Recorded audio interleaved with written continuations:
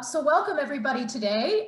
We've got a new episode of the Future of Podcast. Today it will be just myself, Bassie, who will be solo interviewing a really awesome guest that we've got. Today we have Nada Shepherd. Nada is a fashion designer.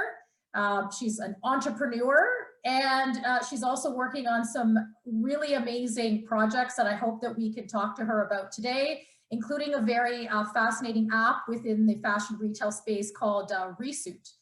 Today's topic is really going to be focused on the future of fashion. As you know, the fashion industry during the pandemic and just before it has been going through a lot of various transformations. Things like digitization, things like looking at inclusivity when it comes to fashion pieces, and just generally this notion also of personalization. I think now that we're 1 year into the pandemic, there are a lot of lessons learned and interesting sort of pieces to be gained in terms of where we really want to see the future of fashion go. And so without further ado, I really wanted to have a full and robust conversation with Nada. Okay, so welcome Nada, how are you today? I'm good, Bassie. How are you? I'm great, I'm great. So I guess to start off, I think the first question I had for you was really about, like, how did you first get involved as a fashion designer? I'm always fascinated to know how creative people like you develop their passion and then were able to transform it into something very successful. Okay. Do you want the long story or the short story? You know what? It's up to you. Whatever you feel you want to tell us. So. Okay. I think reflecting now, I think it's very much, it was almost inevitable given my upbringing, right? So we were of modest means, as Russell Peters says, we weren't poor, but poor lived next door, right? And being of Middle Eastern descent, there's certain cultures and rituals and habits that were brought over from the Middle East to Canada when we came. And what is really popular in the Middle East, and I think in Greece as well, Vassie, you know where I'm going with this, is the customization of clothing, right? Yes.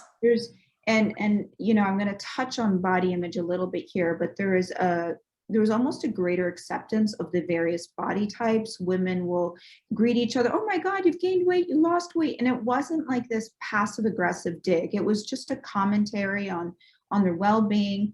And I think because there was more acceptance, women traditionally would pick fabrics that would showcase their assets and that would maybe hide some things that wanted to be hidden, and they pick colors that flattered. And there was this real acceptance of working with what you have in the moment to find a garment that fits you properly. And I think fit was really important then. So I grew up in that household, and remember kindergarten back in the day, Vassie, was half a day, right? Yeah, yes, it was like either you went, I think, in the morning or the afternoon or something. Yeah, right. That's right.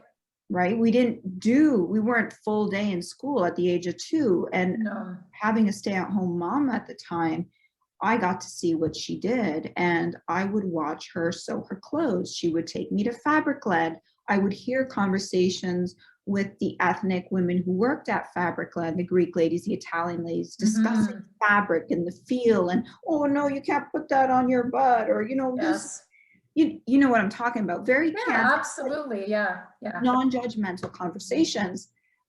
So that was, so Mom, I want to sew. She gave me a piece of paper, and I would sew with a needle and thread on paper, and then it would be scraps of paper, and then Barbie dolls, and it just kept going from there. And again, you factor in sort of where I came from, our modest means, the school I ended up going to, where I was surrounded by wealthy kids, and I was not one of them. So when you're mocked for the way you look and you're mocked for your clothing, but you also have this skill set, it's natural to bring it in, right? And, I went to a performing arts school. I got in for visual arts. And so creativity was always fostered and harnessed for me. And I got a real degree, as my father would say, a neuroscience degree from U of T, because that's what good Arab girls did. And then I said, you know what, enough of this. I am miserable. And then I went back to fashion design, and the rest is history, I guess. Yes, and you were able to run a really successful fashion designer label here in Canada. I know you had all these amazing fashion shows and whatnot.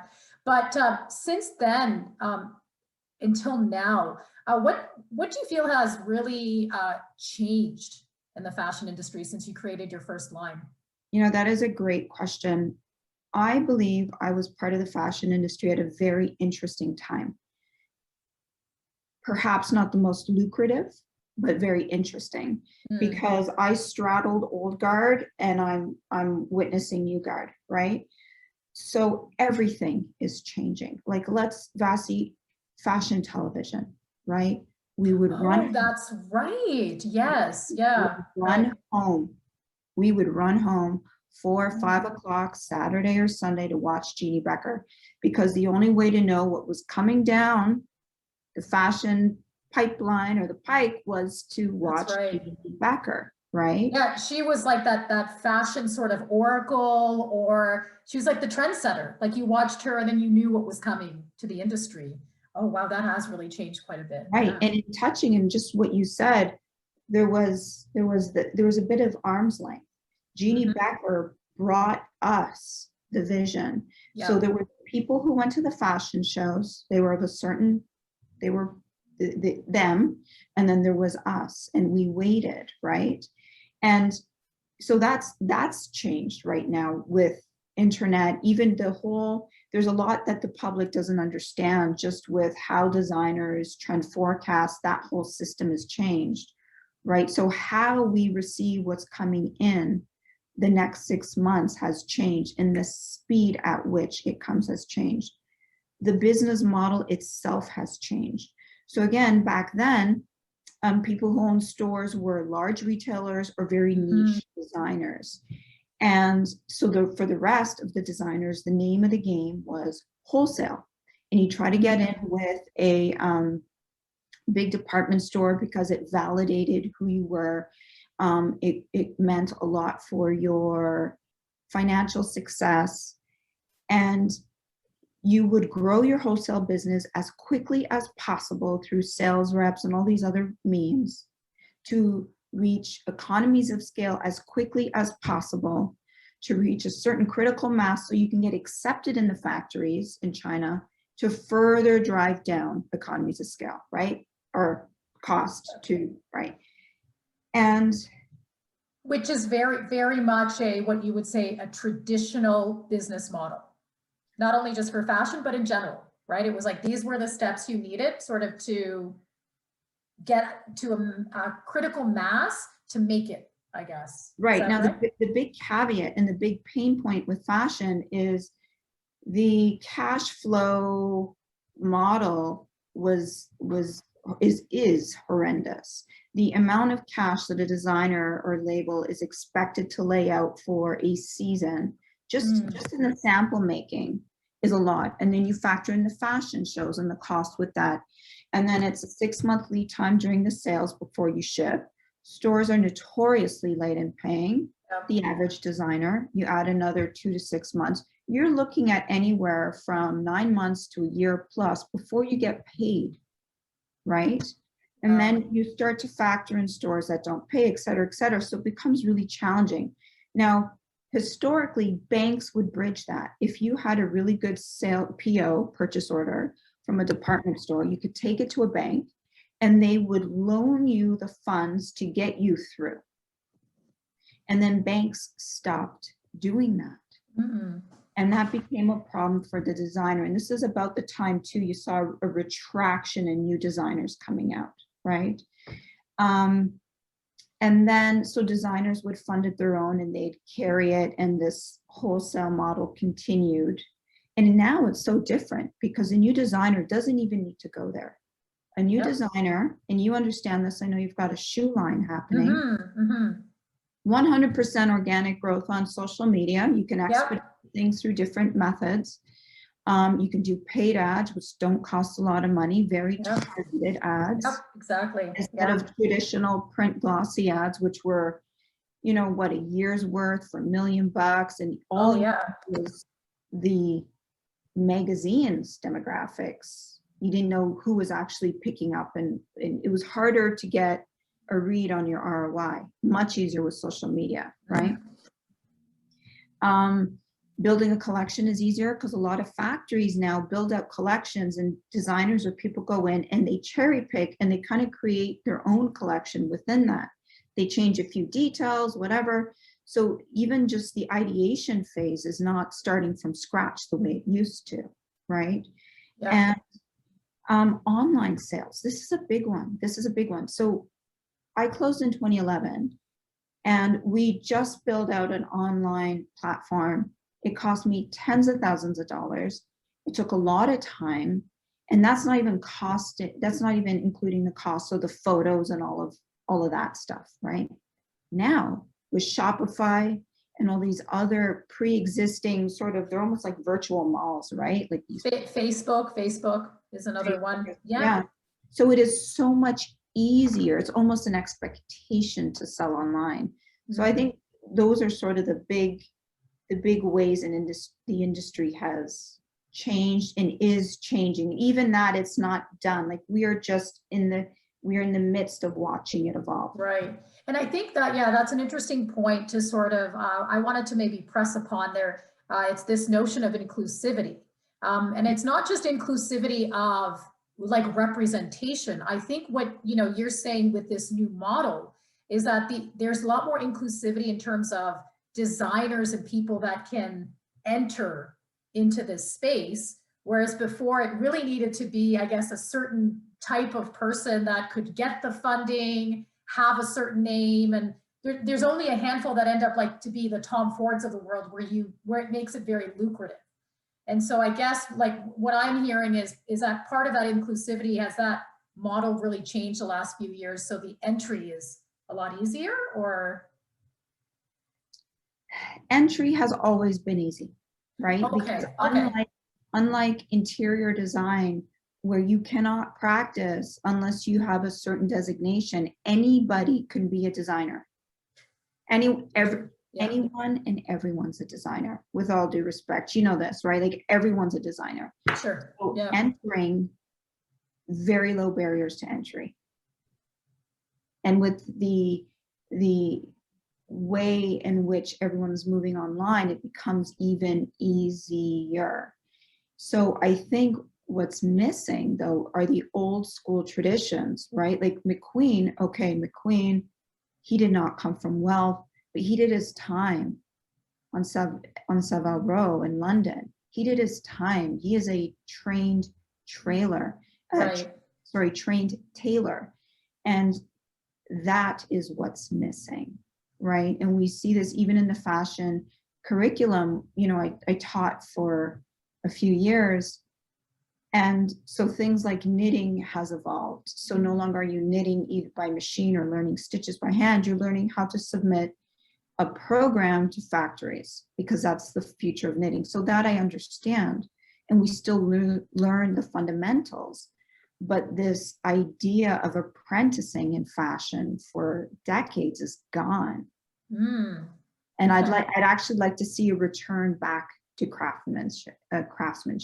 Yeah, that makes sense. So in terms of then inclusivity, there's been a lot of discussion, or what I'm seeing online, and a real push now that I guess the fashion industry really needs to represent different types of people, different types of looks. Where do you think that's going? Like where do you think that the future of inclusivity in terms of representation is with fashion? Okay. We've been here before. Gap in the 90s. We've seen this with Dolce & Gabbana in the past, with the models surrounded by, you know, Italian villagers. We've seen this Calvin Klein, again, late 80s, 90s, with the underwear model. Black underwear male models. Doesn't sound earth-shattering now, but back then it was. Right. We've seen this before. And so the question then becomes, in which definition of the word trend are we talking about here? Is this the fashion definition of trend, where something is in and then inevitably it'll be out? This way, or is this a pendulum? Are we swinging the other way? Or is this like the other meaning of trend, which is a direction forward? I suspect it's a bit of both. And I'll tell you why. Okay. I think I'm going to defend the fashion industry here a bit, although they are slow moving dinosaurs at times, which is so ironic because we're always in the business of churning out that new pair of black pants. As an industry, we're slow moving dinosaurs, right? But yet we have the tech. It's just a very complicated relationship. However, if you think of the fashion industry as a reflective surface, and the user sees what they are projecting out there, I think it starts to become easier to understand. So you think of Victoria's Secrets. Remember the yes, the runway models and very sort of skimpy clothing, and I don't know, someone like me looking at that going, I'm not sure if that's representative of a lot of people in society.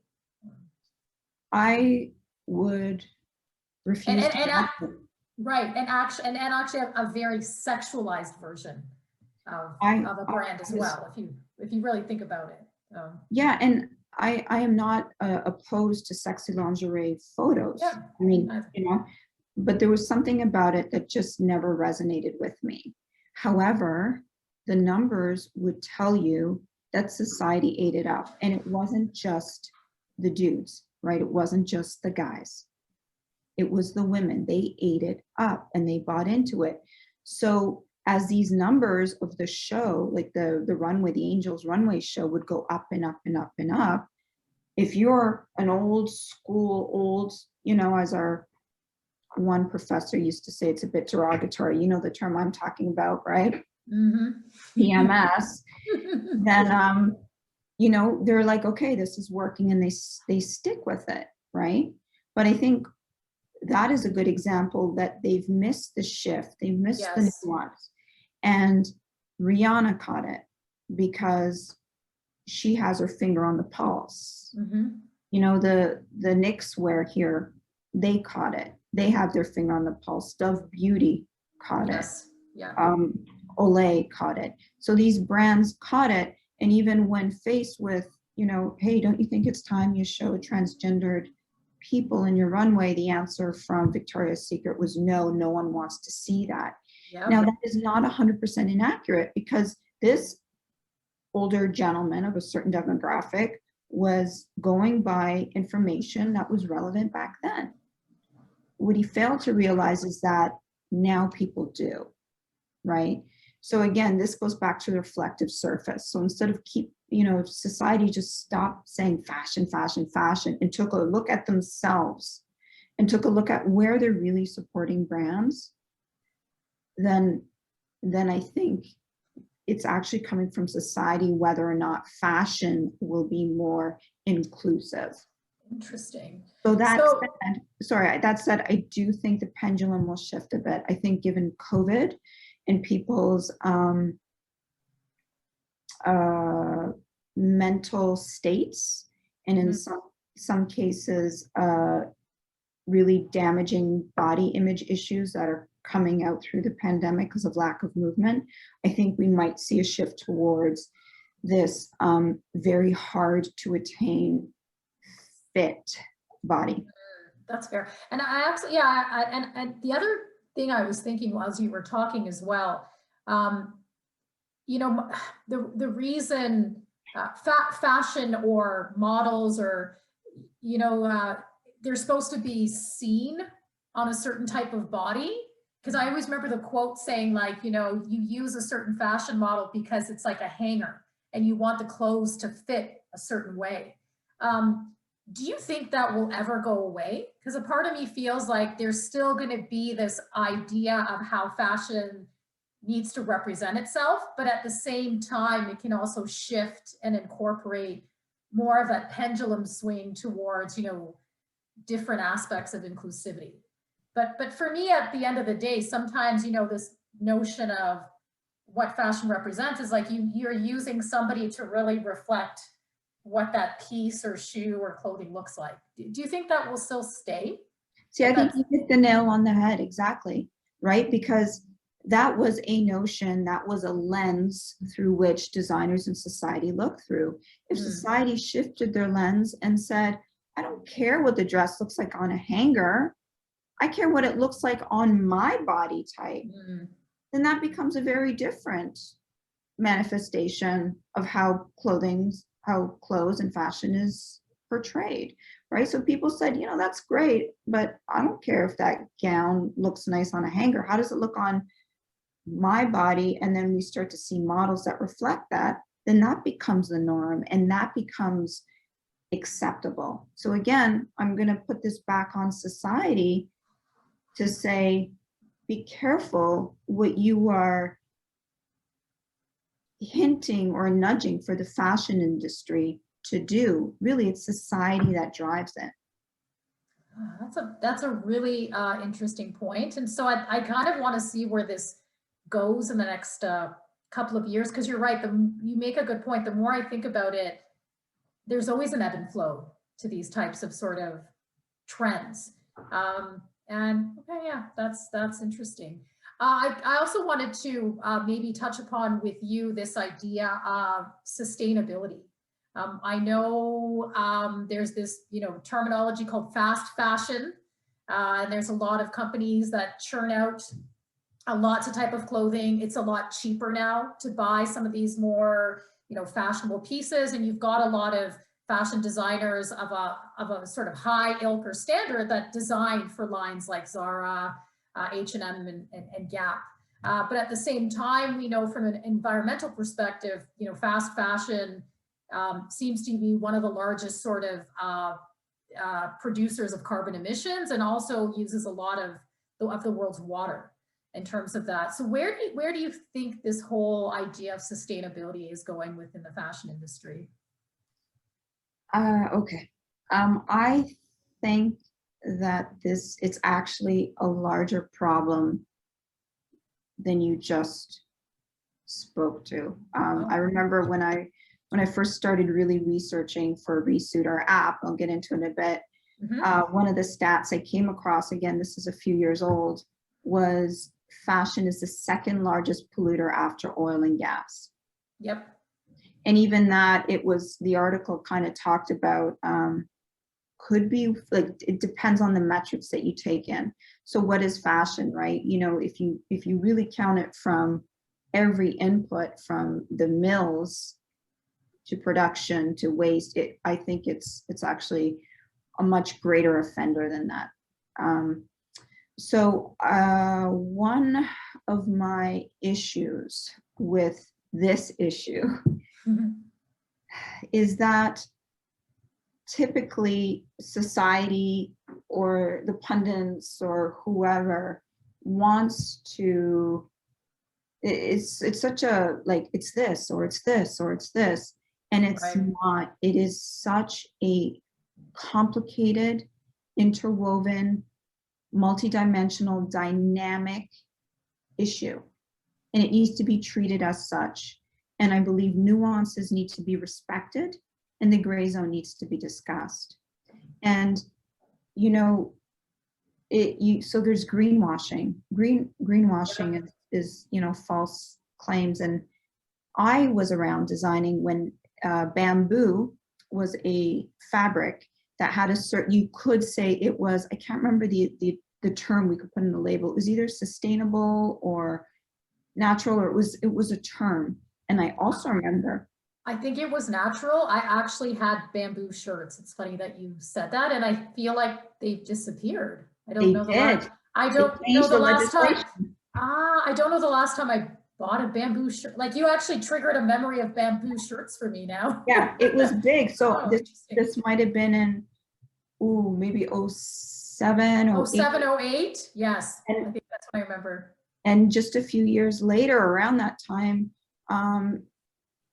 powers to be said, you can't say that anymore because it is not, and it's essentially rayon. That's what rayon is. Rayon is a plant fiber that's extruded into these long filaments that are woven in. It's rayon. And the dyeing process was so different between fabric and mill, et cetera, that you could no longer give bamboo this blanket green check mark, right? So I think greenwashing is an issue. I think the need to resolve tension and discomfort with a you know, vegan leather. Like, what is vegan leather? What is vegan? I think the only vegan leather I've read about, and then there's more, is actually one of the big labels is creating leather out of mushrooms. Okay, vegan leather. The rest is PVC, it's petroleum products, it's not vegan leather. Call it for what it is. Gotcha. So basically what you're saying, we're removing the real leather element, but we're not necessarily removing the other pieces that can be environmentally impactful in a negative way. That's part of what I'm saying. What I'm saying is it's this villainization of one, and then you have this, it's like the big, remember back in the day, we couldn't eat eggs. And now eggs are being redeemed as a healthy food that doesn't cause a cholesterol issue.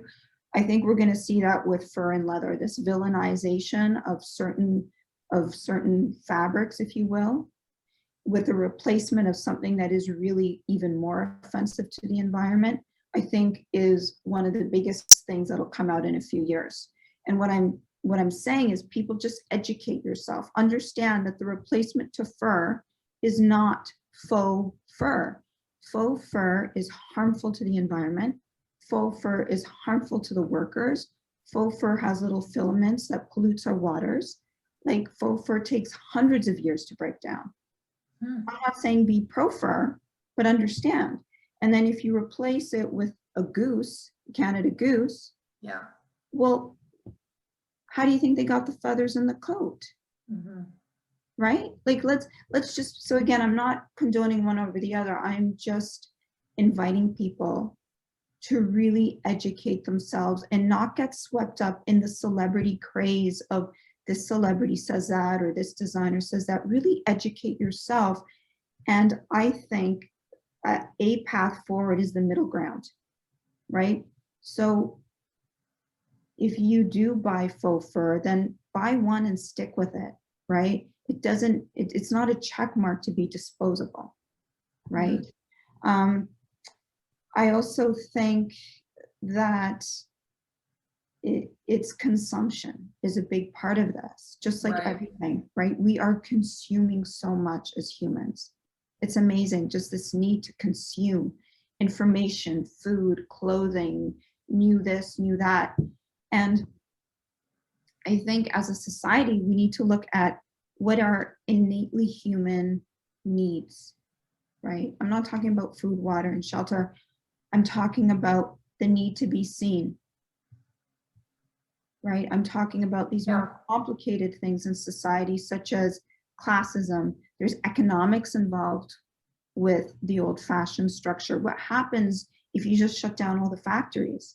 What happens to all of those cities around the world that have been elevated out of poverty on the rag trade, right? So again, it's not so black and white.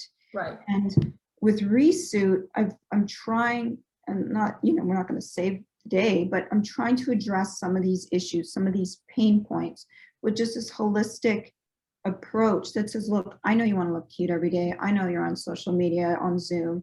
Yeah, still look cute, but why don't you save your money in the process? Why don't we do it so that things stick around a little bit longer?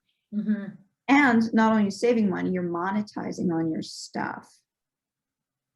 And so also what I'm hearing is, it's not so much about the fashion industry. It's also this notion of consumption. Like we have to look within ourselves to say, and I actually think this has been exacerbated with the pandemic, because a lot of people have become remote. And so it's really easy for us to shop and to continue to buy. And I guess, again, to your point, it's about, looking in the mirror. It's, the fashion industry needs to be authentic, but at the same time, we have to behaviorally change if we want to address this notion of sustainability. And that's through how we consume things. So maybe, it's about not are you and I, do I need one skirt or do I need 25 skirts? And do I need, right? Or do I need, every season, do I or you need to go and buy a bunch of clothes? And it's really about maybe looking at that. Now, is that what I'm hearing? So yeah, and it's a little more nuanced than that too, because then there's the societal pressures.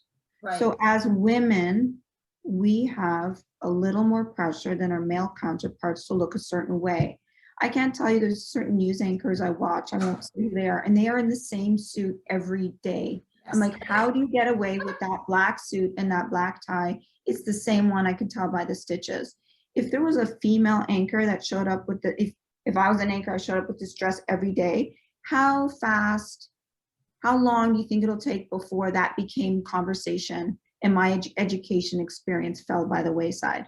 Right. Within 2 days, it'd be like, oh, she's worn it day 1, day 2, and then you're out. That's right. Right. Yeah. So, I mean, it's, you even see this with the female politicians. What are they wearing? And da, da, da, da, da, da, da, da. So what I'm saying is, I think it's naive to just say, okay, we're going to wear the one dress. What I'm saying is, okay, I understand people's need for novelty, and I understand societal's pressure on women. Right now, that's where we are in the evolution of women claiming our power. That is where we are. I hope we don't stay here for very long. I hope we keep moving forward, but that's where we are. So I just want to provide people, primarily women, the opportunity to, nod to society. Okay, I hear you. I hear your expectations of me, but also I want to respect the planet, respect my wallet, respect my children's future with my finances, so we don't, as women, keep pouring all of our funds into new clothes. Right.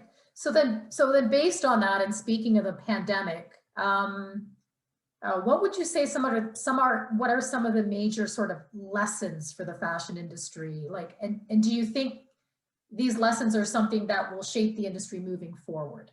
Or do you think it'll be some of the, like, hey, this has been an aha moment, but it'll be a lot of the same at the end of the day? I don't think there were any lessons learned for the industry. This is all stuff. Okay. This is all stuff the industry knows. And again, I'm going to put this back onto society. Rest assured, the minute the fashion engine can rev up again, it will. It will. It is our job to say, okay, I'm going to just lean away from that a little bit. You do your thing. And yeah, I need to buy new things sometimes and new shoes and whatever, but I'm going to lean away from it. I'm going to start to explore different models. Can I reuse some of my clothing? Can I give them second life? Can I rent? Can I buy secondhand?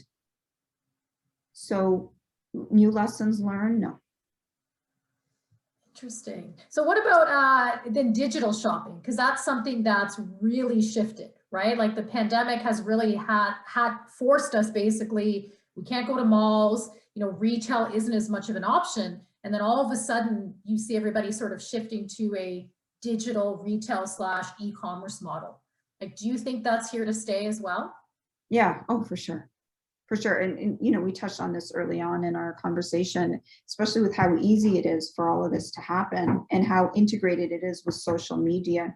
It's, I think for sure it's here to stay. However, I think traditional retail has its place. So traditional retail, for those who've been around retail long enough, there's always been this drumbeat that retail should be experiential. Right. And again, if you grew up in a certain demographic, especially in Toronto, the malls were your outings. I don't know if you had that experience, Vassie. Yeah, absolutely. Yeah. And you also see that, like, especially sometimes with retired people or certain cultural groups, going to the mall is a very social outing. It's not so much about the shopping always. There's like a cultural socialization to why we do that. I know my family does, right? Like my dad, before the pandemic, go for coffee, hang out at the food court, et cetera, et cetera. Yeah. And, so I come from that background. And, experiential shopping has been taken to next levels. Like there is a few stores in Paris called Les Claireurs, and they've taken experiential shopping to the next level. So there's again, a few stores, and the stores are very, very much of the environment that they're in. So they respect the building that they're in. The inventory is reflective of the neighborhood. And one of the ones, the one in Marais, it actually, you walk in and there's very little merchandise on the floor. It's just like a room, and the walls have these cool pipes and stuff. And then a salesperson comes over, and then the walls actually lift up, and then it's the racks of clothing, and they select from Japan. And it was sort of this very Rick Owens-y vibe in that particular location. So I think, if anything, that need for experiential retail will become even more relevant. This was a discussion that was happening at the mall level. I used to know someone who ran Cadillac Fairview, and we'd have some offline discussions. And there was always this, well, how do we make the mall a destination point that goes beyond retail? And then you start to see bags in hands, right? But you go for another reason. So there's that. And then there's also the fundamental issue of fit, right? So as sizing, especially for women, becomes more and more arbitrary and harder to predict, I believe that the retail, the bricks and mortar location becomes even more important. Okay, so then so what I'm hearing, your prognosis is then, while retail seems to be, and there's so many articles about it, quote unquote, dead right now because of the pandemic, if and when we're able to open up again, it'll come back, it'll be there, it'll just be more experiential than anything else. It'll just be different. It'll be an evolution of what people, I guess, expect or need.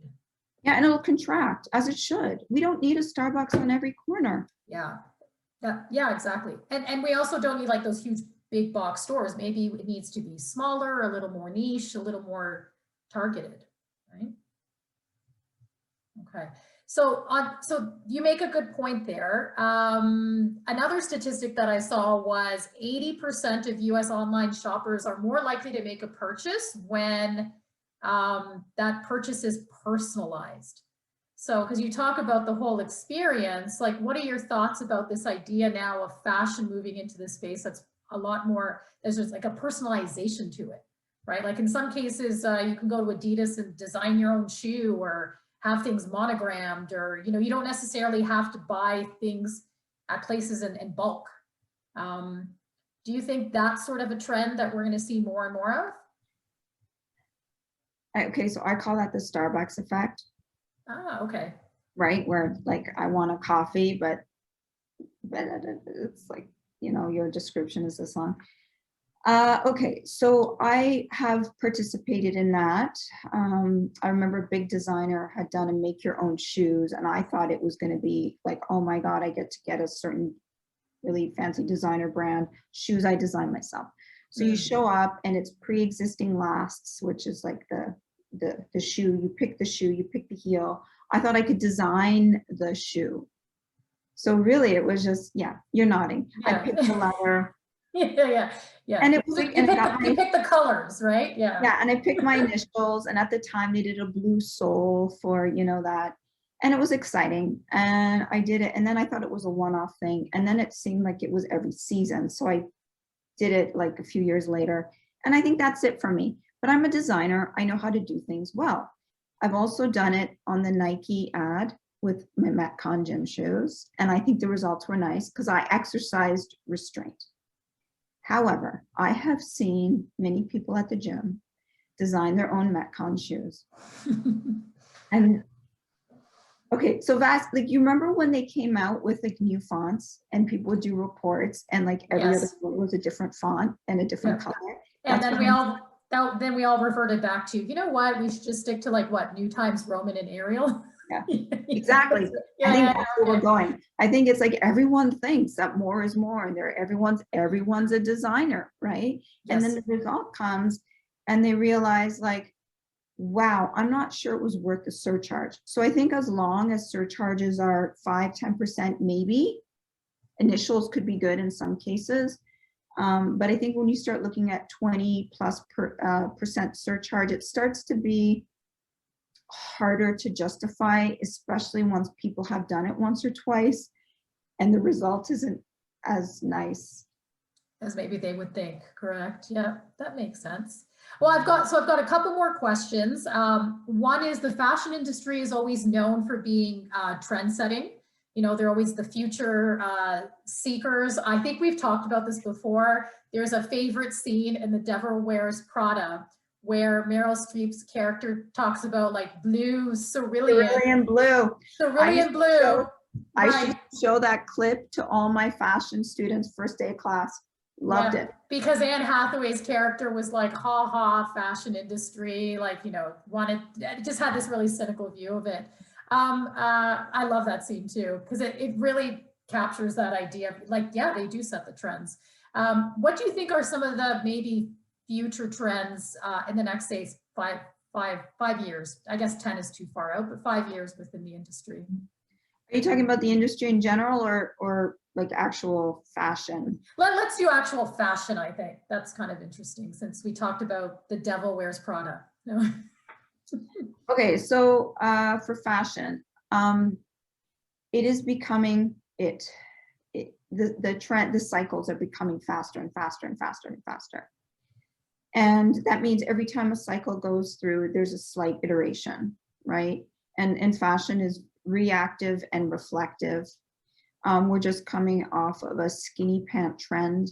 I think given the practicality of people shifting body types during the pandemic, and just that way fashion was going already, I think a return to looseness will be more sort of forward. Again, we saw this leading into the pandemic. So I think looser pants, looser blazers, just looser silhouettes are going to be definitely, as people start to figure out what's happening with their bodies after sitting down in many cases for a year, and maybe, who knows, right? Maybe another 2 or 3 years. Along that lines, so there is a return to 80s and 90s, but I also think, and 70s. I think though there's a return to 80s and 90s in terms of elitism in fashion. So what I'm saying is there's such a democratization of fashion right now. And I think that as shows rev up, again, if they rev up, and they'll be smaller, that there'll be a return to that only a small elite group of people will be at the fashion show, very sort of 80s, 90s, maybe even 40s, which I also, part of me thinks couture could make a comeback. And I know we're not gathering, and I might get some eye rolls by saying this, but the truth is there are still demographics who didn't get the memo that we are in a pandemic. They are still partying. They just moved their party. They're partying in Miami. They're partying in Muskoka. They're partying in wherever. The parties are still happening. So I do think that there will be a need for couture for these people. And you know, so again, anything goes. And I think that there'll be a mismatch, high fashion, low fashion, you know, like H&M and designer. I think the mismatch will happen, especially as these resale and rental models become more and more popular. All of a sudden it becomes easier to get a Chanel handbag that you throw on with your H&Ms. However, where I think the shift will happen are the channels in which these garments come to the user. So again, no longer will it just be retail, bricks and mortar. It can be online. It can be rental resale apps. It can be swaps. Right. I think there will be a return to natural fibers as people educate themselves more. I really do think people should really understand their decisions and their choices and the convictions that they stand behind. Casual. So this was starting, the designer for ombre. Once I heard him speak at the Bata Shoe Museum. This would have been back in 2012 maybe. And he had talked about this, it was about a sneakerhead show, and he was talking about this trend towards casual. And the question was, will sneakers still be a thing, right? Because we'd seen it in the 80s, and then people start to laugh at suits and sneakers. And look, this was 2012, almost 10 years later, still They're going back. Yeah. strong. They never. Well, they never, and the sneakerhead culture is the strongest it's ever been. It's a huge business now, sneakers. Yeah. right. Yeah. So I think sneakers were sort of the gateway, but I think this movement to the casual, so something that you can work from home in, but still be presentable. So again, when I say casual, I am not talking about unironed cargos. I am not talking about the business up top, pajamas from the night before on the bottom. That's just sloppy and inappropriate. And I've actually, side note, public service announcement, my friends who are CEOs, partners at law firms, partner at consulting, they have told me, because they know what I do, how much it irks them that they have other partners or these, these executives who show up in like this weird combo of outfits, thinking that no one can see that they're in their boxer shorts or their pajamas, or a lack of effort, and how disrespectful it is to the client and the rest of the workers. So just public service announcement, casual does not mean unkempt, right? We need to be mindful of that. But I do think that this idea of evening dressing, day dressing will start to fade away, right? You're going to just wear something that's nice in the day that can take you to evening.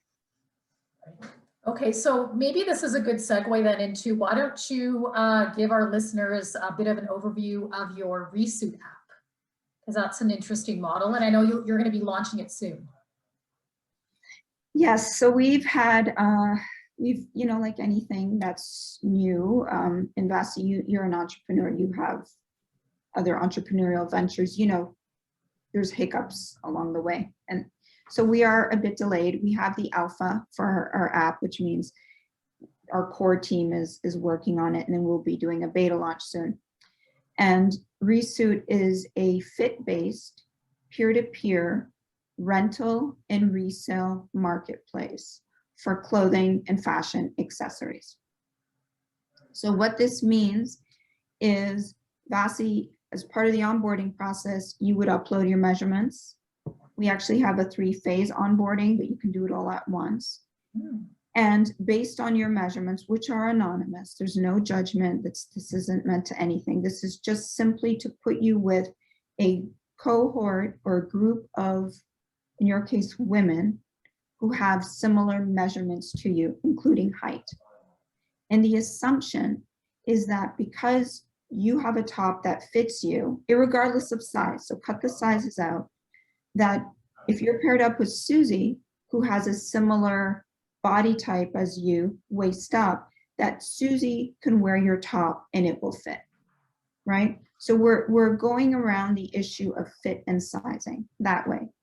And then, of course, from there, you can rent, you can resell. We're going to have a Rent My Stuff insurance as part of the platform to sort of secure the assets, especially if we're talking about designer goods, starts to be, sort of a real monetary investment. Later on down the road, we're going to have sort of an ROI. We won't have it for MVP, a minimal viable product, but we'll have it down the road. There'll be professionals folded in, so stylists, you can ask a stylist a question, they can help curate your look, give you advice, and they could even act as the intermediary between the person owning the asset and the person who wants to rent or buy. We are working with a local dry cleaner who will also, give a discount. And that's essentially it. Cool. And so you were saying, with any entrepreneurship project, comes with a lot of sort of bumps and trial and error. So do you know when it will launch the app, or are you don't want to say yet? Or? Well, I can tell you what I know right now, and just, with the understanding that there may be delays. Of course, yeah. So I'm we're hoping that the beta will be done by the end of March, April. And then when the beta is done, we'll be looking for 50 to 100 users to join the app so we can, as they say, tune our algorithm so we can make sure that our fit is working. And with these beta users, we are looking for an openness, we are looking for communication, and we're just looking for people who want to try something cool, give us honest feedback, and be patient with us, knowing that it won't be perfect. And then depending on how long that process takes, I'm hoping to launch by the end of the summer. Great. Okay, and we typically ask 2 questions before we let you go, and they're more personal. So the first question is, do you have a book that you've been reading or a book that you want to recommend? And also any sort of shows, anything on streaming services, Netflix, that you're really into that you would want our listeners to know about? I just started, like yesterday, Bob Iger's, he says it's not a biography, but it's a wonderful ride or something to that effect. CEO of Disney. I just started his book. The books I'd recommend, though, tend to be a little more about meditation and mental health. So that might be a little too heady for a lot of people here.